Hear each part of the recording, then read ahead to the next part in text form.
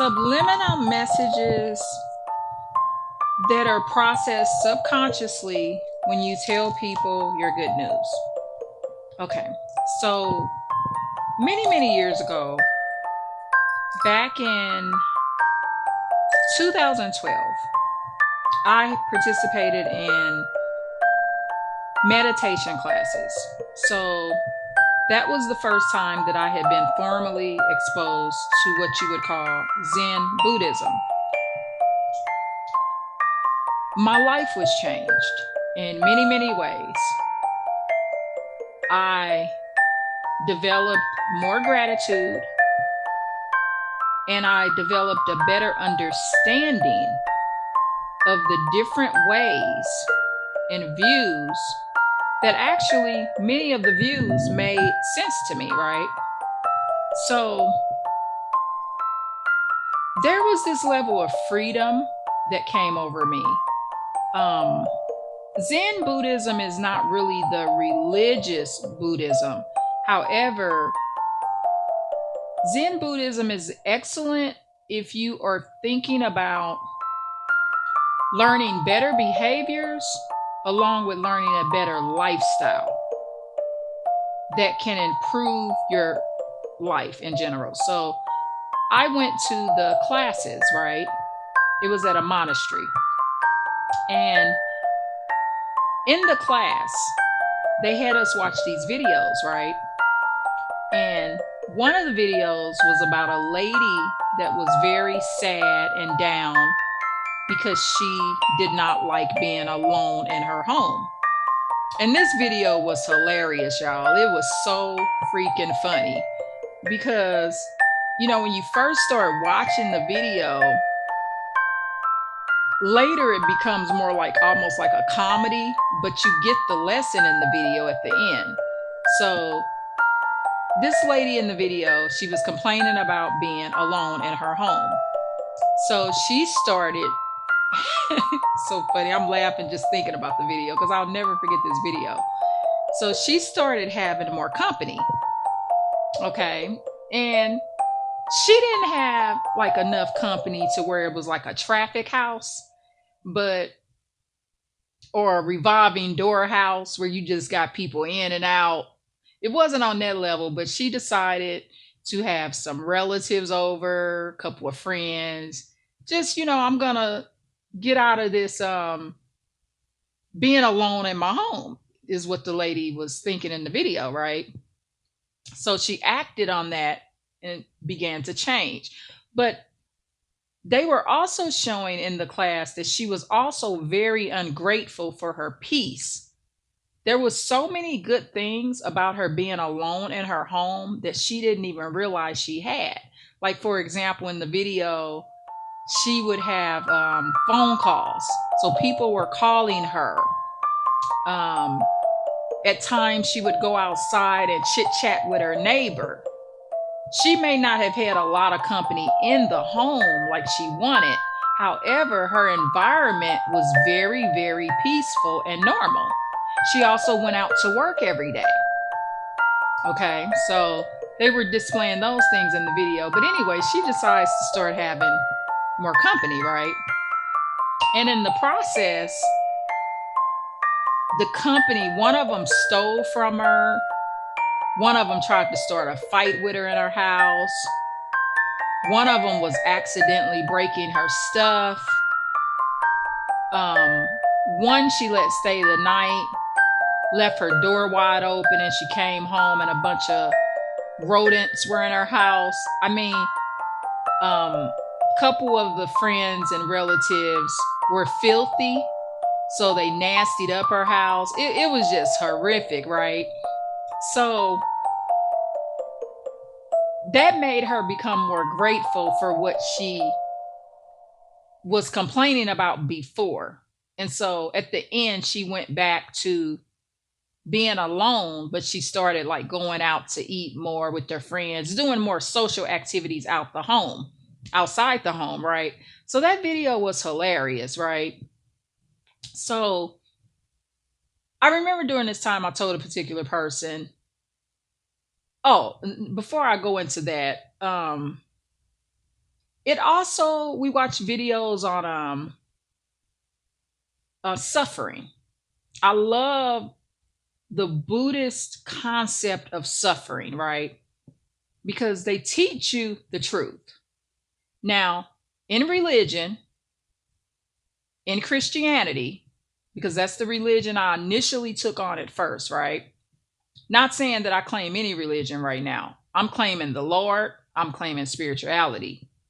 I don't get too deep off in that religion stuff because that'll screw you up and get you off track. So, to me, and not to downgrade the Bible or the belief system, but it was always kind of, told to you, reap what you sow. What goes around comes around. When you a bad person, bad stuff happens. And all of this stuff in the long run, whether you believe it or not, lowers your self-esteem. Okay. I mean, too much of it, it goes back to too much of anything is bad.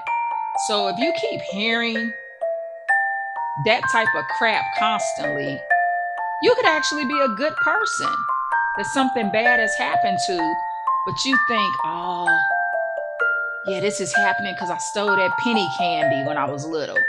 Just crazy stuff. It has you thinking it's not a mysterious thing when you see all of these people grow up with such low self-esteem. I mean, you constantly just, it's being drilled in your head. You're gonna reap what you sow. You're gonna get yours. And you're just hearing that crap. Versus in Zen Buddhism, that's not what's being taught. They're teaching you reality. Okay, so the reality is everyone will suffer. That is what Zen Buddhism teaches, and that is what reality is. Now, they also teach karma, okay? Not to try your best not to participate in bad activities because that will bring karma. So I guess that would be like the reap what you sow. However, it's still explained different and it's a different concept the way Zen Buddhism looks at it because it's not the way it's even read in the Bible or the way it's taught. The falsehood that's taught in many churches, and not to downgrade churches, however, the lesson is taught wrong. It just is. And I know that because I've been to many churches and heard a bunch of wrong lessons, and I just silently stood there like, this is crazy. Okay, so some of the information is correct, but a lot of the information that you learn in churches is falsehood. From the, you need to be praying to a man that's hanging up on the wall, preferably he be white. If you're going to pray to him and he hanging on your wall, he better be a white Jesus. All of that is bull crap, okay? Yes, Jesus does exist. Yes, I believe Jesus will appear again. That is my belief because that's what I was taught. However, when you cross that line and you start praying to a man all day and night, may God bless your soul. May the Lord have mercy on you for not using your rational logic mind and using common sense. The Lord is a spirit, not a man. So anyway, I'm off of that. So it changed my views when I learned Zen Buddhism, okay? And I remember for the very first time in my life, this was in 2012, okay? I experienced a certain freedom. And through that experience of that freedom, this total happiness came over me. It was just like, wow, I feel happy now. A big burden had been lifted off of me. So I was explaining to someone about this new found joy and happiness that I felt, right? And the person says, well, they don't believe it. That's so not a good thing. Okay. So what I've learned over the years is I was able to look back, and I remember the person telling me that in their religion, the leader teaches that that's not possible. And so my response was, maybe you need to stop listening to that. See, it goes back to the church thing. And this was not a religion that's of a Christian religion, but it goes back to that same thing that these religions teach you. That is the message that's sent, that you cannot be completely happy. And I'm telling you now, that's a lie. That is a lie. And I'm going to tell you why it's a lie. Because everybody too don't have a bunch of crazy stuff happening to them. See, yeah, everybody will suffer to a certain degree. But a lot of people, like even some of the things I've gone through, losing custody of children, losing a home, getting vehicles repossessed, losing friends in my life, having relatives pass away.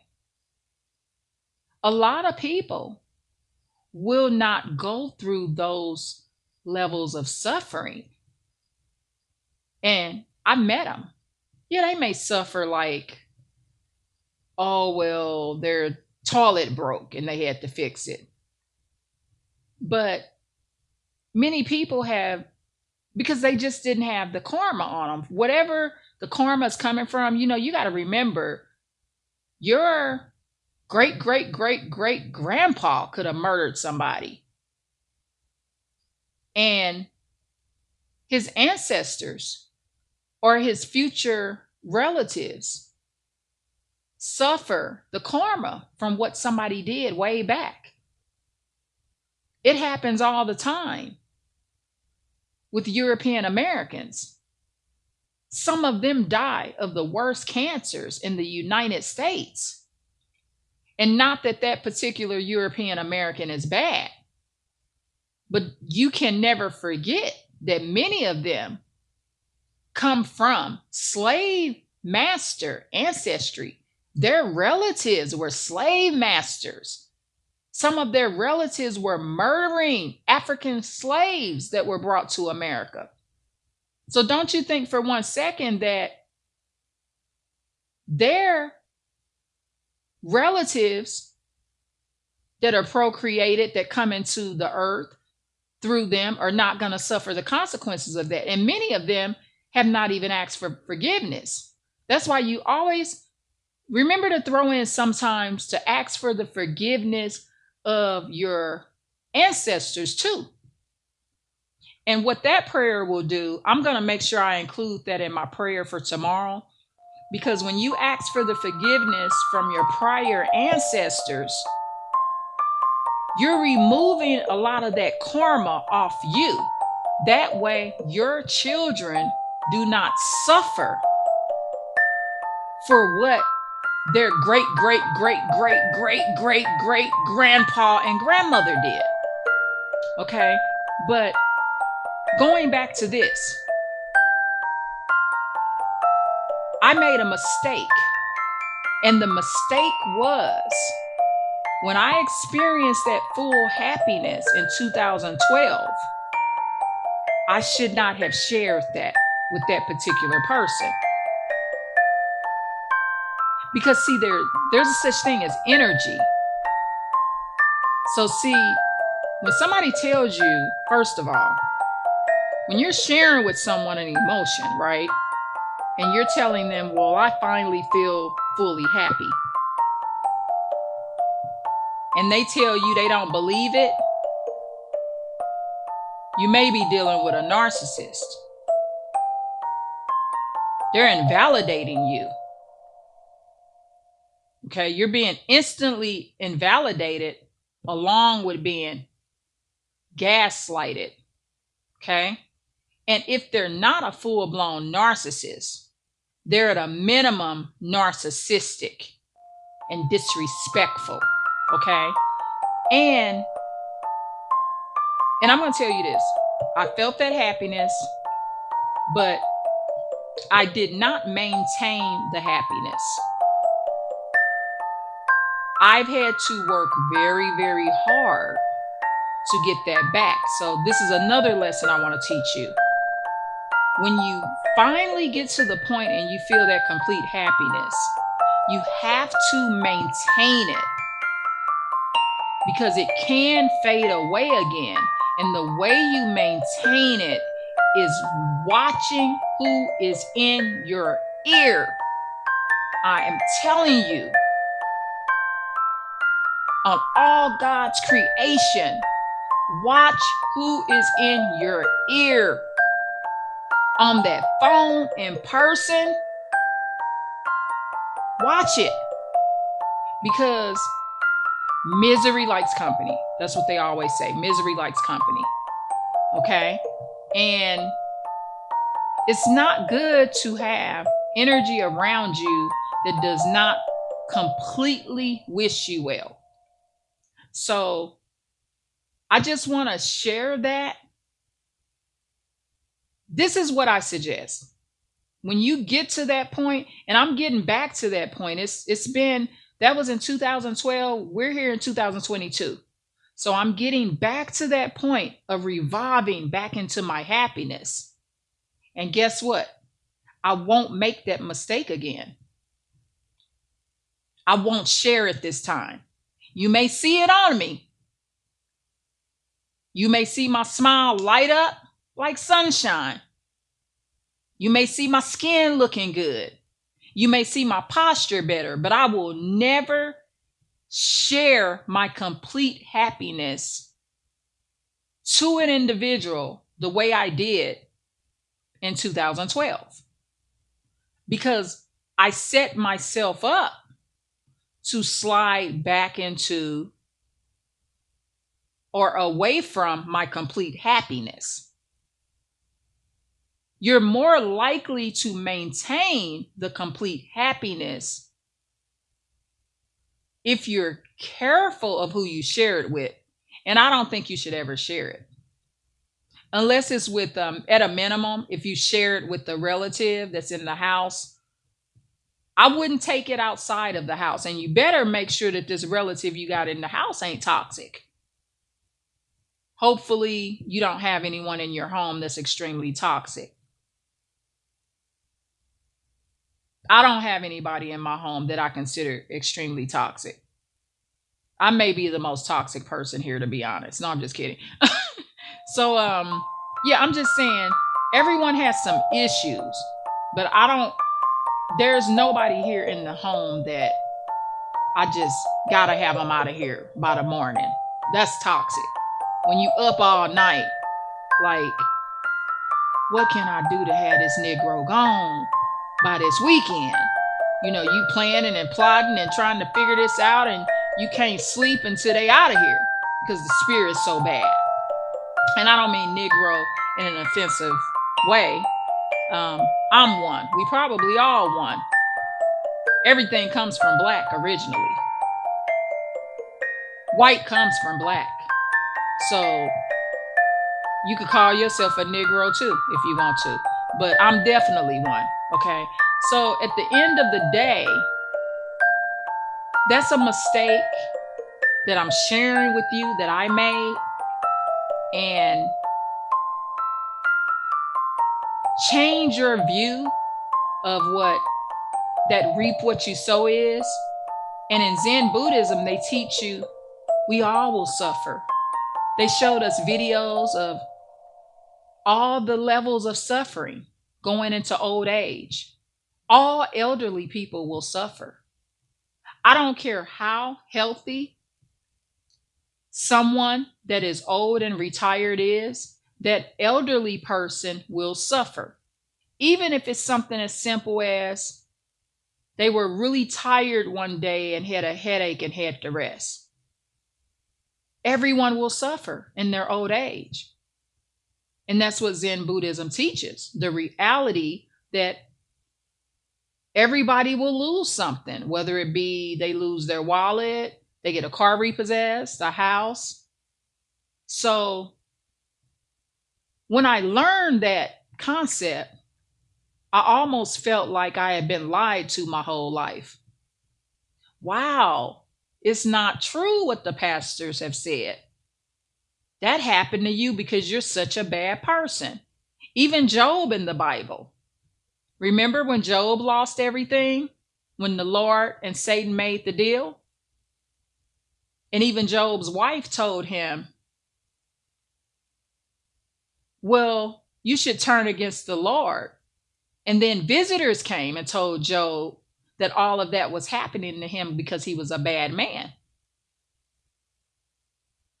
So that's been the whole concept, even in the story of Job.